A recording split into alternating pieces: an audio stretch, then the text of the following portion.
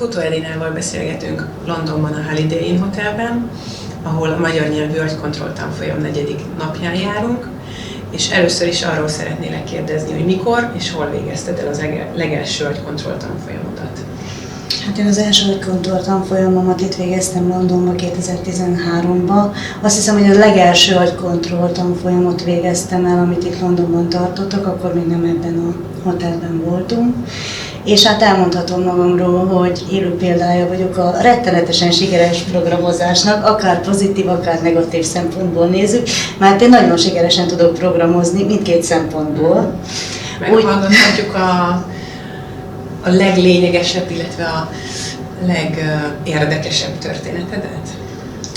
Hát az egyik legérdekesebb történetem az volt, hogy az első tanfolyamon ugye tanulunk ilyet, hogy növényeknek a programozása, a szeretem-nem szeretem babocskák, és hát ahogy nekem a Gábor mesélte nekünk, vigyük haza a babocskákat, és akkor az egyiket ugye növesszük, szeretettel, a másikkal ne foglalkozunk, és én úgy gondoltam, hogy hát, hogyha ez valóban működik, akkor ez túl fontos dolog ahhoz, hogy én egy babot programozzam, és hát akkor már egy fél éve nem tudtam rábeszélni a férjemet arra, hogy jöjjön ki, és legalább nézze meg, hogy mit csinálok.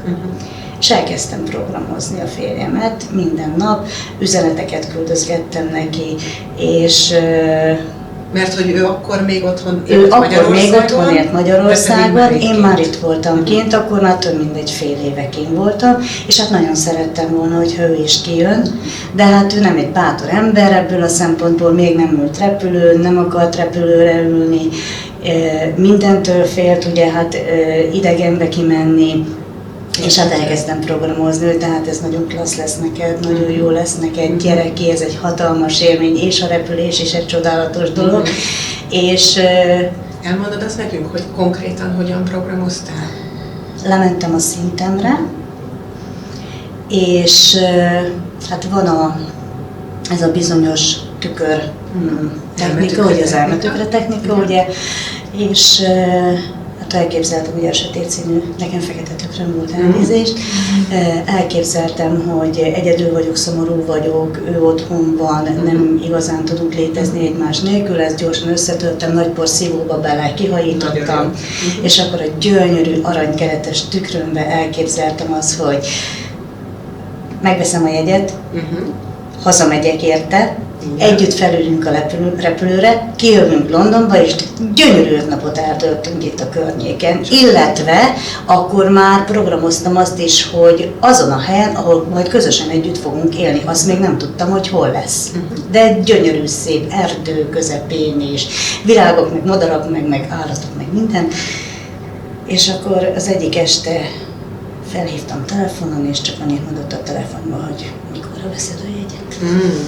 Mennyi idő telt el aközött, hogy te elkezdtél programozni, és fölhívtad telefonon, és megkérdezte, hogy mikorra veszed a jegyet? 3-4 nap. 3-4 nap. És naponta...